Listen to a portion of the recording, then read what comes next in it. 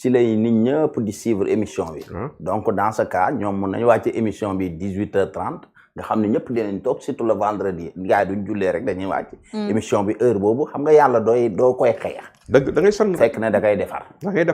ngay defar. donc c'est une demande nationale. et même enregistré. dégg naa gars yi même ñu ngi ciy xool. pour que wàccee émission bi jusqu'à 18h30. ce serait une bonne chose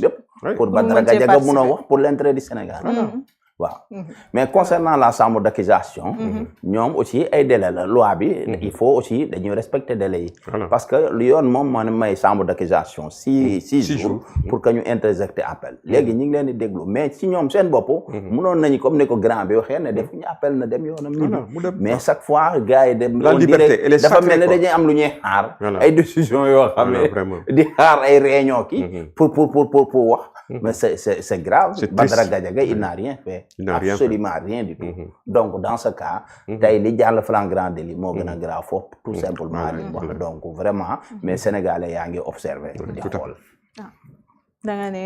est-ce que nekkuñu di xaar ay décision wala boobu waaw moo tax ma ne quelquefois décision bu ñu mën a xaar est-ce que di tooñ justice ndax justice yaakaar naa warul xaar décision non attends non c'est pas la justice c'est le parquet général dafa am un ministre de la justice am un premier ministre cela veut dire que dañoo am ay patrons comme disait Ousmane Sonko je suis le patron du ministre de la justice qui est le patron du parquet général oui tout à fait donc ñoom duñ ko santee nii comme disait Ousmane Sonko si je demande ministre defal appel dans cette décision il va le faire donc dans ce cas on attend les délais épuisés je crois que c'est jeudi xawma même duñ quelquefois la décision ay Badara toppatoowu leen sax nañ def décision bu leen neex de toute façon chaque année am na retour j'en suis sûr que du dee ñoom ñoo génn tey bay gouverneur réew mi ñun ñëpp dinañ mës a génn mais dans ce pays tout le monde est en sursis absolument tout le monde est en sursis ji nga xale bi neen premier ministre du ñu waxee léegi ñu fekk Diomaye ci palais bi mais cela veut dire sont des propos yoo xam ni vraiment ñoo war a dem ay instructions véritable mais loolu ban opposant moo ko ñu may wax fii personne n'ose le faire du ñemee sax mais dañ ko jombale suñu bopp dañ ko jommale seen bopp parce que nous sommes dans un état démocratie boo xam ni ku ñu quelquefois la situation respecté nañ seen mandat boobu absolument mais xam nga ni mandat bii ñi xëccoo ko giiroo depuis on parle de 2029 fii Sénégal toll fii xam li comme disait Diomaye xamuñ sax daal dina fanaan yeewu nga naa ñu ay 2029 et puis un premier ministre buy toog avec une condamnation définitive vous nous parlez que man personne ne peut m'empêcher de faire d'être candidat du heure bu ma ko bëggee qu'est-ce qu'il y a de mais plus grave c'est de défier la justice c'est de ne pas respecter les magistrats de ce pays comment se fait-il que on parle ay gis naa ay argument yi naan ñu amnistie bi loi d'amnistie mais Barthélémy Dias xanaa bokkul moom ci amnistie bi véritablement si la candidature de Barthélémy Dias a une condamnation définitive rabat définitive mu nekk député ñu dangu ko Barthélémy Dias du Sénégal moom bokkul moom ci amnistie bi mais quand même du nit ñi jàngul droit sax nañu xalaat si la personne a une condamnation définitive mais il ne peut pas être candidat absolument looloo tax Barthélémy Dias perte mairie bi looloo tax mu perte poste député am on nous parle amnistie bi woo nii dugg fii pour la ñu nekk candidat à l'élection législative parce que amul woon benn recours tout à fait peut-être ñëpp opposition bi tamit bëggoon nañoo bokk ñee bëgg a bokk amul recours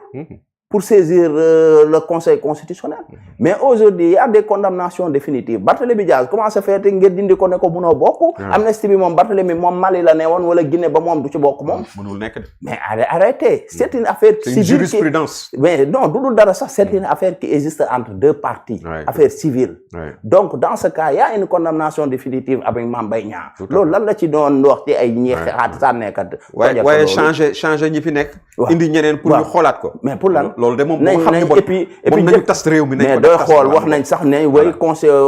cour constitutionnel boo xam ne ni ñu bëri dañ ci bokk mais la sortie des magistrats mais doo xool la sortie des magistrats sur RTS c'est pas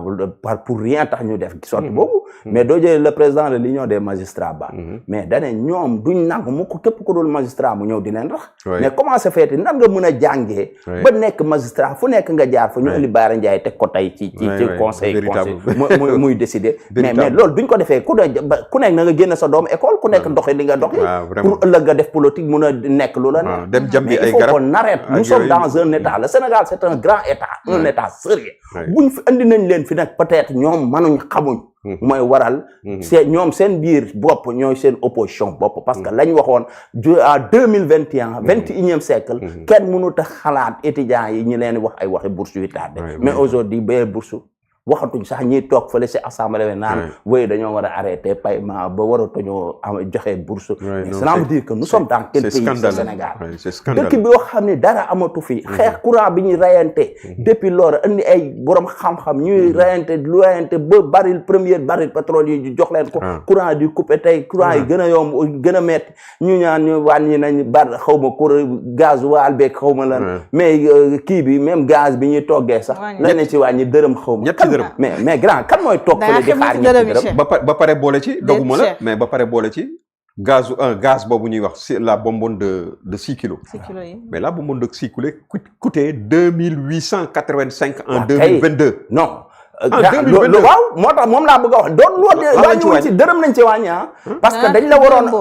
dañ la waroon a wàññi même chose dañ la waroon a wàññi di wàccee dañ la waroon a wecci 10 francs peut-être ni ñee ko du laaj 110 la woon nga lañ la waroon a wecci léegi 100 francs yi ngay laaj dem mais léegi ñoom duñ indee dërëm kon ñetti dërëm ngay laaj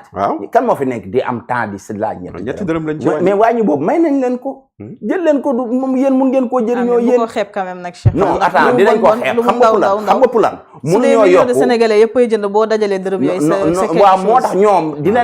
leen jëriñ mais man xam nga yow doo jënd di la xaar fa ñetti dërëm fan ngay jëlee monnaie bi doo ko am même doo ko doon am sax looy doy ñetti dërëm yi ça veut dire que ñoom ñi nga xam ni courant jumaa yeeg jàkka yeeg fu nekk coupé nañ ko di ut ay kii bourse bu nekk ñu dagg ko mais ñoom may nañ leen loolu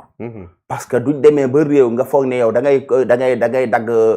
juuti pour que nga mën a jiite réew mi vraiment du dee loolu mooy doxal dëkk bi du dox gis nga ki ñii fii bañ fiy jóge duñ yokk dara ci suñ dund damay faral di ko wax chaque fois mais boobu ba tey maa ngi am dëgg ci ñoom gisoo guma lenn luñ yokk loo xam ni jëmale na Sénégalais yi kanam lu dul léegi ñoom ñu ne far force dañuy xëccoo parce que c'est de ne pas connaître Dieu en quelque sorte mais yàlla kenn mënu ko effrayer yàlla moom nguuram ne diw laa koy jox ba balaa ma lay bind sax yàlla xarañ na xarañ goo xam ne balaa mu lay bind la def ne yow bu nekk da ngay nekk buur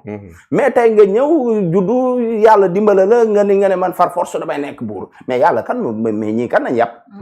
cela veut dire que il faut nit ñi delloo ci waat seen bopp ci yàlla am na jox na la nga nekk premier ministre jox na la ay moyens mais am na koo xam ne añul dëgg la mais il faut ñu duñ xoolee foofu il faut ñu xam ni am na ñoo xam ne ñaari fan taaluñ añ mais yow mun nga añal téeméeri junni nit mais donc dans ce cas nag loolu war na la doy mais par force man comme kii man maa nekkoon patron yi mu nee na ko rek da nga ko war a def non kon ku nekk na nga xool sa professeur bi la jàngal mais Awa ma yokk ci tuuti rek xam nga dafa mel ni en fait kooku Sénégalais yëpp la bett la sortie de Guy Marius Sagna par exemple Guy Marius Sagna qui dit que depuis 25 ans wàññi bi nga xam ne moom moo am nii tey depuis 25 ans wàññi bu mel noonu amul mais on se pose la question de savoir il est on est devant un cas de malhonnêteté ou bien un cas d'amnésie quoi d'ignorance quoi il parle de son intérêt parce que yow 2014 déjà en 2014 il y a eu une diminution de 102 francs sur le prix le coût du machin des carburants ñu demaat ba 2016 mu amaat lu mel noonu amaat na ñoom lu ñuy wax gaz bi ñuy wax sax tey en 2022 gaz bi mi ngi doon jar li ñu wàññi tey ba mu egsi ci 2885 la egg mais en 2000 xoolal archive non baril ba sax gramme nañ wàññi fañ koy jëndee baril ba moo daanu mais ba pare Macky Sall dafa jaar ci Covid jaar ci kii naka la tudd beneen feebar coronavirus cela veut dire que Covid boo xam ne imagine grand yàlla ñu yàlla la guerre en Ukraine ak guerre bi en Ukraine mais imagine tey ñii du Covid bi jaaroon tey seen loxo guerre bi en Ukraine ak coronavirus fan nañ jëm nit ñi kenn dootu lekkati kenn dootu naanati parce que ñii amuñ benn solution c'est tellement important ñii xoolal ñi ngi soog a jël ay avion di tukki de ñi ngi